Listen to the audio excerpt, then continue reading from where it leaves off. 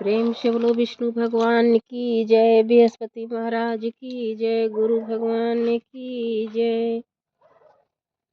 प्राचीन समय की बात है। भारतवर्ष में एक राजा राज्य करता था। वह बड़ा ही प्रतापी और दानी था। तो वह प्रतिदिन मंदिर में भगवत दर्शन करने को जाता। ब्राह्मण और गुरु की सेवा किया करता। उसके दरवाजे से कोई भी याचक निराश होकर नहीं लौटता। वह प्रत्येक गुरुवार को व्रत रखकर पूजन करता था। हर दिन गरीबों की सहायता करता था। परंतु यह सब बातें उसकी रानी को अच्छी नहीं लगती थी।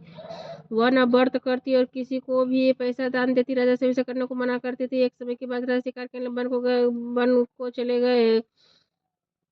घर पर रानी और दासियां थे। उस समय गुरु बृहस्पति देव साधु को रूप धारण कर राजा के दरवाजे पर भिक्षा मांगने गए। तो साधु ने भिक्षा मांगी तो रानी वह कहने लगी, हे साधु महाराज, मैं इस दान पुण्य से तंग आ गई। मेरे इस कार्य के लिए मेरे पति देव ही बहुत है। आप इसकी कृपा करें कि सब धन नष्ट हो जाता था, मैं राम चला सकूं। साधु रूपी बृहस्पति देव ने कहा, हे देवी, तुम तो विचित्र संतान, धन से कोई दुखी नहीं, सब चाहते पापी पुत्र धन की इच्छा करता। अगर तुम्हारे पास अधिक धन हो तो पहले ब्राह्मणों को दान दो। धर्मशाला बनाओ, कुआं तालाब बावली बगीचे आदि का निर्माण कराओ तथा अनेक निर्धनों की कुमारी कन्याओं का विवाह कराओ और एक शादी कराओ और साथ ही में यज्ञ आदि करो। इस प्रकार के कर्मों से पूर्ण नाम पर लोग सार्थक होगा, ईश्वर की प्राप्ति होगी। रानी साधु की इन बातों से खुश नहीं। उसने कहा, हे साधु महाराज, मुझे ऐसे धन की आवश्यकता नहीं जिसको और मनुष्य को दान दो, जिसके मेरा सारा समय ही बर्बाद नष्ट हो जाए। साधु ने कहा, हे देवी, यदि तुम्हारी ऐसी इच्छा यदि तुम्हारी ऐसी इच्छा है तो जैसा मैं बताता हूँ वैसा ही करना।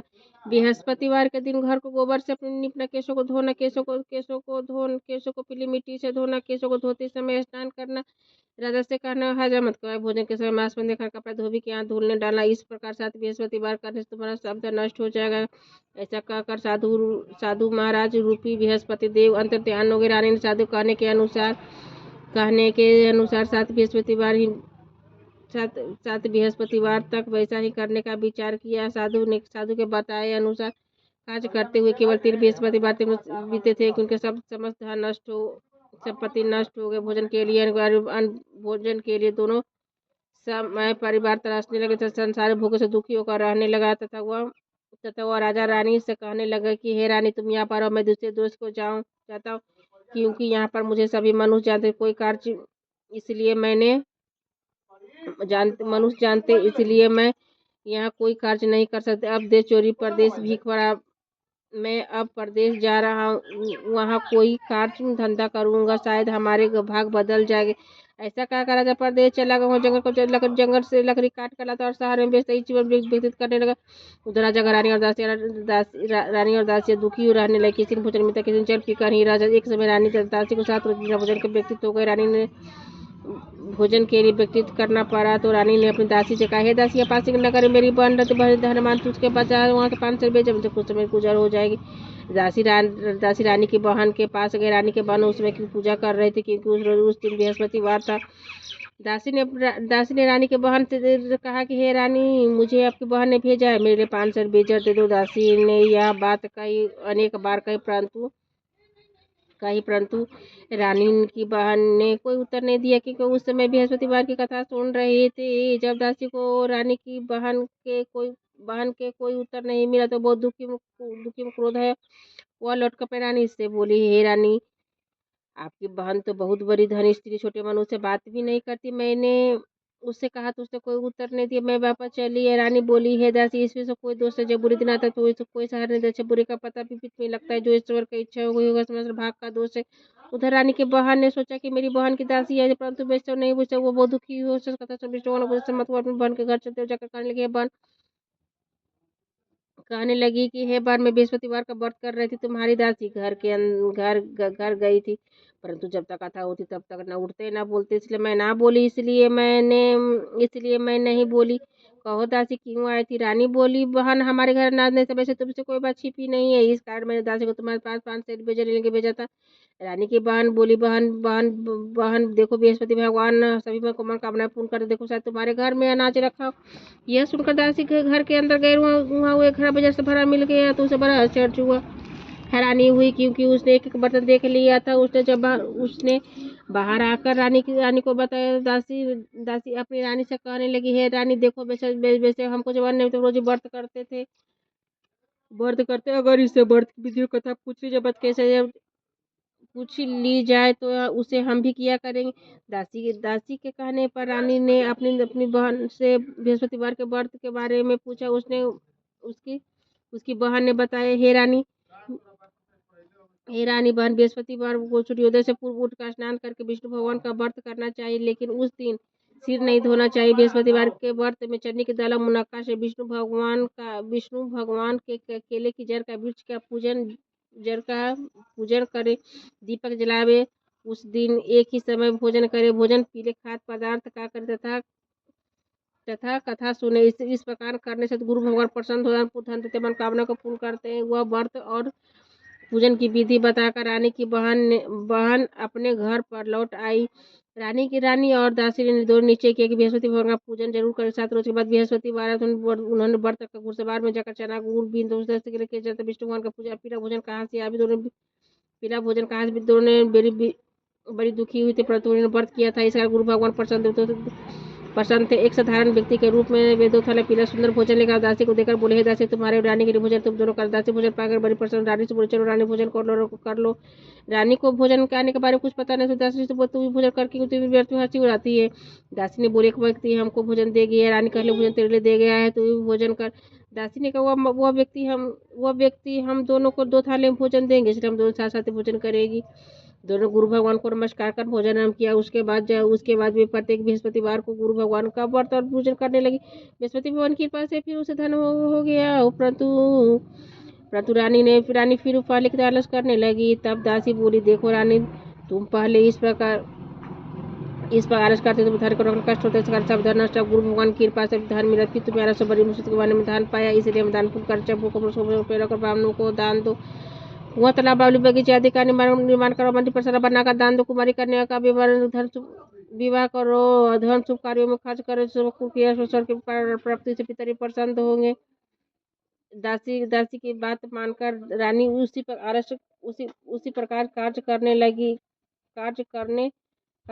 करने प्रारंभ किए। उससे उसका काफी यश फलने लगे। एक दिन रानी और दासी ने विचार कर राजा किस प्रकार से विचार करने लगा कि न जाने राजा किस प्रकार से होंगे, कोई खबर नहीं। गुरु भगवान ने प्रार्थना की, भगवान रात्रि स्वप्न में कहा, हे राजा, उठती रात उसकी याद करती है, देश को चल। राजा प्राप्त कर उठा, जंगल में से लकड़ियां लाट काट कर लाने के लिए जंगल की ओर चल पड़ा। जंगल में गुजरते हुए वह सोचने लगा कि रानी की गलती के उसे कितने सारे दुख भोगने पड़े। राजपाट छोड़कर उसे जंगल में आकर रहना पड़ा। जंगल में से लकड़ियां काट कर उन्हें शहर में बेचकर गुजारा करना पड़ा। उस जंगल में से बृहस्पति साधु को रूप धारण करा गए। राजा के पास आकर बोले, हे लकड़ा, तुम जंगल में की चिंता बैठे हो, मुझको बदले। राजा के जल भरे साधु को बदना कर बोला, साधु को बदना कर बोले, हे प्रभु, सब कुछ जानने वाले है, इतना का साधु को संपूर्ण कहानी बतला दी। महात्मा दयालु होते बेउ से बोला, हे राजा, तुम्हारी स्त्री ने बृहस्पति देवता का अपराध किया था, जिस कारण तुम्हारी यह दशा हुई। अब तुम चिंता मत करो, भगवान तुम्हें पहले से अधिक धन देकर, देखो तुम्हारी स्त्री ने बृहस्पतिवार का व्रत आरंभ कर दिया। अब तुम भी बृहस्पतिवार का व्रत करके चने दर लोटे में डालकर केले का पूजन कर कथा कर भगवान तेरी मनोकामना को पूर्ण करे। साधु को प्रशंसा देकर राजा बोले, हे प्रभु, मुझे लकड़ी बेचकर पैसा नहीं भोजन करने को प्राप्त बचा सको, मेरे रात्रि में रानी को ब्याह को देने कुछ भी खबर मंगा सको। मेरे पास कोई साधन नहीं है जिससे समाचार जान सकूं। फिर मैं बृहस्पतिवार की क्या कथा कहूँ, वो मुझको मालूम भी नहीं है।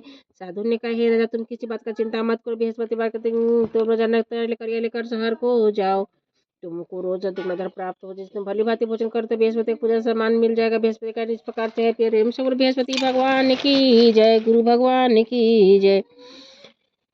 प्राचीन काल में एक बहुत ही निर्धन ब्राह्मण था। वो उनको कोई संतान नहीं, तो वह नित्य पूजन पाठ करती। बाद में परंतु उसे पूजन पाठ, परंतु उसी स्त्री को बहुत बलता के साथ रहती थी। वह स्नान नहीं करती, किसी देवता का पूजन नहीं करती, प्रातः काल उठकर पर भोजन करती, बाद में कोई अन्य कार्य करती थी। ब्राह्मण देवता इससे बहुत दुखी थे, बेचारे दुखी थे, पत्नी को बहू समझाते किंतु कोई परिणाम नहीं निकला। ब्राह्मण न निकला। भगवान की कृपा से ब्राह्मण की स्त्री कन्या कन्या पिता करने बड़ी होने हुआ। बालिका प्रातः का स्नान करके भगवान विष्णु का जाप करती थी। वह बचपन से बृहस्पतिवार का व्रत और करती थी। व्रत भी करने लगी। पूजन पाठ को समाप्त कर स्कूल जाते मुट्ठी में जब भर के ले पाठशाला में आग में डालती जाते सोने को लौटकर बिनकर घर ले आती थी। एक दिन वह बालिका सूप में फटक कर साफ कर रही थी तभी उसकी माँ ने देख लिया। कहा, हे बेटे, सोने से फटक लेकर सोने का सूप होना चाहिए। दूसरे दिन गुरुवार था, उसका व्रत रखा। बृहस्पति से प्रार्थना करके हे प्रभु, यदि मैंने सच्चे मन से आपकी पूजा की हो तो मुझे सोने का सूप दे दो। बृहस्पति देव उसकी प्रार्थना स्वीकार कर रोजाना करें। जो फैलाती हुई स्कूल जा चली गई। स्कूल से लौटकर जब जौ बीन रही थी तो बृहस्पति देव की कृपा से उसे सोने का सूप मिला। उसे घर ले आई। उसे जौ साफ करने लगी, परंतु उसका माँ का वही ढंग रहा।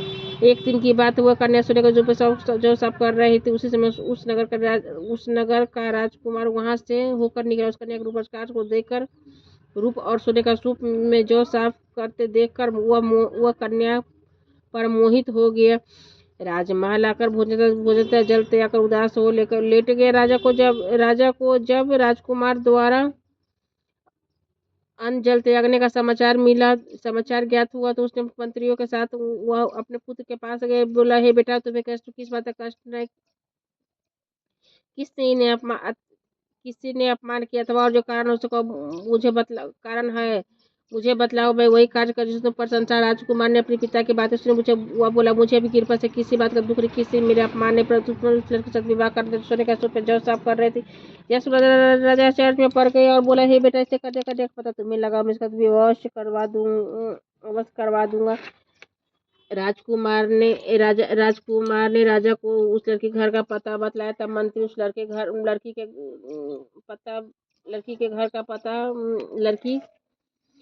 उस लड़की के घर गया और राजा का आदेश ब्राह्मण को सुनाया। कुछ दिन बाद ब्राह्मण की कन्या का विवाह राजकुमार के साथ संपन्न हो गया। कन्या के घर से जाते ही वो ब्राह्मण देवता के घर में पहले से ही भांति गरीबी का निवास हो गया। ब्राह्मण देवता के घर से कन्या के घर से जाते ही उस ब्राह्मण देवता के घर में पहले की भांति गरीबी का निवास हो गया। भोजन के बड़ी मुश्किल से मिलता था। एक दिन दुखी होकर ब्राह्मण देवता ने पुत्री से मिलने गए। बेटी ने पिता की दुखी अवस्था को देखकर अपनी माँ का समाचार पूछा। ब्राह्मण ने सभी अलका कन्या ने बहुत सा धन देकर पिता को विदा कर दिया। इस तरह ब्राह्मण का कुछ व्यक्तित्व हुआ। कुछ समय बाद फिर वही हाल हो गया। ब्राह्मण फिर अपनी कन्या के यहाँ गया तो लड़की बोली, हे पिताजी, आप माताजी को यहाँ पुत्री बोली, हे पिताजी, आप माताजी को यहाँ लिवा लाओ, मैं उन्हें विधि विधान से गरीबी दूर हो जाए। ब्राह्मण देवता अपनी स्त्री को साथ लेकर अपनी पुत्री के पास राजमहल पहुंचे। तो पुत्री ने अपनी माँ को समझाने लगी, हे माँ, तुम प्रातः काल उठकर सर्वप्रथम स्नान करके विष्णु भगवान का पूजा करो, सब दरिद्रता दूर हो जाएगा। परंतु उसकी माँ ने एक ही बात नहीं मानी। वह प्रातः काल उठकर अपनी पुत्री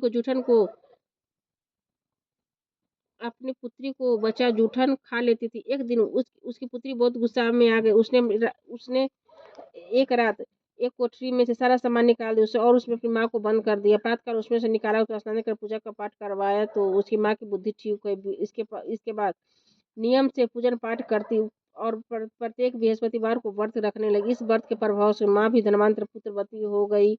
बृहस्पति देवता के प्रभाव से स्वर्ग की प्राप्ति हुई। वह ब्राह्मण देवता सुखपूर्वक स्वर्ग की प्राप्ति हुई। इस तरह की कहानी का साधु देवता वहां से चले उलोप हो गए। धीरे धीरे समय व्यतीत होने पर फिर बृहस्पतिवार का दिन राजा जंगल में से लकड़ियां काटकर किसी शहर में बेचने गया। उस दिन और दिनों से अधिक पैसा मिला। राजा ने चना गुड़ आदि लाकर बृहस्पति देवता का व्रत किया। अब उस दिन से उसका सभी कलेश परंतु दोबारा गुरुवार आया तो वह ब्राह्मण देवता व्रत करना भूल गए। इस कारण भगवान नाराज हो गए। उस दिन नगर के राजा ने इसे 20 साल यज्ञ का आयोजना किया था। उसने समस्त राज्यों राज्य में घोषणा करवा दी कि कोई मनुष्य अपने घर न भोजन बनावे न आग जला समस्त नागरिक मेरे यहाँ भोजन करने। इस आज्ञा को जो न मानेगा फांसी की सजा। राजा के राजा की आज्ञा अनुसार राज्य के सभी वासी राजा के भोज में सम्मिलित हुए, लेकिन लकड़हारे कुछ देर से पहुंचा, इसलिए राजा उनको सात महल ले गए। जब राजा लकड़हारे को भोजन करवा रहे, किसी रानी की दृष्टि खुट्टी पर पड़ी, जिस पर हार अटका हुआ दिखाई नहीं दिया हुआ था। वह हार खुट्टी पर लटका हुआ था, वो नहीं लटका हुआ था, उसे हार खुट्टी पर लटका दिखाई नहीं दिया। राजा को नीचे हो गया कि मेरा हार किसी लकड़हारे ने चुरा नहीं लिया। उसी समय उस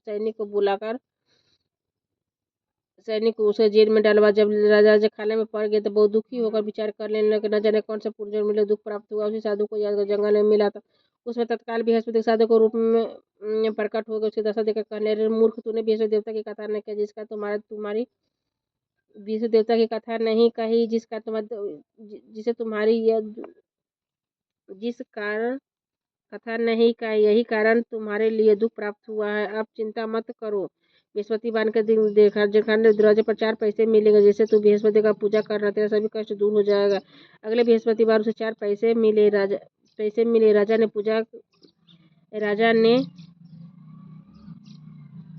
ने पूजा का सामान मंगवाकर कथा कही और प्रसाद बांटा। उस रात्रि को बृहस्पति देव ने उस नगर के राजा के स्वप्न में कहा, हे राजा, तुमने जिस आदमी को जेलखाने में बंद कर दिया निर्दोष है, वो राजा से छोड़ दे। रानी के हार उसी खुट्टी पर लटका, अगर तो ऐसा नहीं तो मेरे राज को नष्ट कर दूंगा।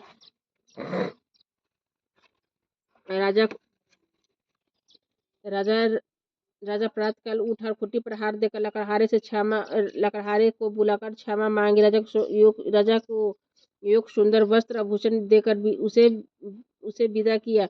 गुरुदेव की आज्ञा अनुसार राजा अपने नगर को चल दिया। जब राजा नगर के निकट पहुंचा तो उसे बड़ा आश्चर्य हुआ।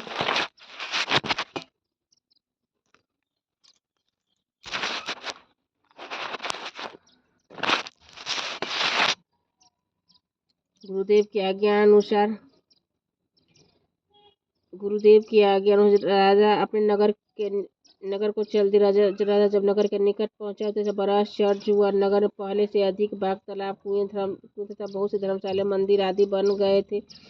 राजा ने पूछा, किसका बाग और धर्मशाला है? तब नगर के सब लोग कहने लगे, यह रानी और दासी का है, दासी द्वारा बनवाया गया। राजा को आश्चर्य हुआ, गुस्सा भी आ गया। जब रानी ने खबर सुनी कि राजा आ रहे हैं तो अपनी दासी से कहा, हे दासी, देख राजा हम कितनी बुरी हालत में छोड़ गए, तुम्हारी ऐसी हालत देखकर लौटे से दरवाजे पर खड़ी हो जा। रानी की आज्ञा अनुसार दासी दरवाजे पर खड़ी हो गई। जब राजा अंदर साथली वाल आई, तब राजा ने क्रोध कर तलवार निकाले, पूछने लगे, यह बता दो, धन में कैसे प्राप्त हुआ है? तब रानी ने बताया, सब धर्म बृहस्पति के देवता के प्रभाव से प्राप्त हुआ है। राजा ने निश्चय किया कि 7 रोज के बाद तो सभी बृहस्पति का पूजा करते, परंतु रोज दिन में 3 बार कहा व्रत के वर्ष पटे में चले की तरह बंदे तो दिन में 3 बार कहानी का। एक रोज राजा ने विचार कर, चलो अपनी बहन के यहाँ हो। इस नीचे का राजा घोड़े पर सवार अपनी बहन के यहाँ चल दिया।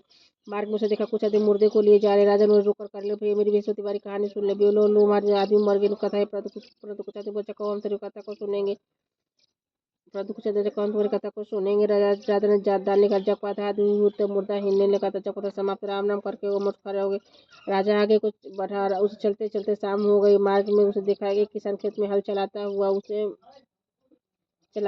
राजा ने उसे बोला, अरे भैया मेरी बृहस्पति वाली कथा सुन ले। किसान बोले, जब तक मैं तेरी कथा सुनता तो मैं चला रही है, लूंगा तो मैं जा अपनी कथा किसी और को सुनाना। राजा आगे को चलने, राजा का हाथ बैर पूछा कि किसान के बोझों से दर्द होने लगा। उसी समय उसकी पत्नी रोटी लेकर उसने जब यह देखा तो पुत्र से सब हाल पूछा। बेटे ने सब हाल कहते बुढ़िया घुड़सवार के पास गई, उसे बोली, मैं तेरी कथा सुनूंगा, तू अपने कथा मेरे खेत पर चलकर कह।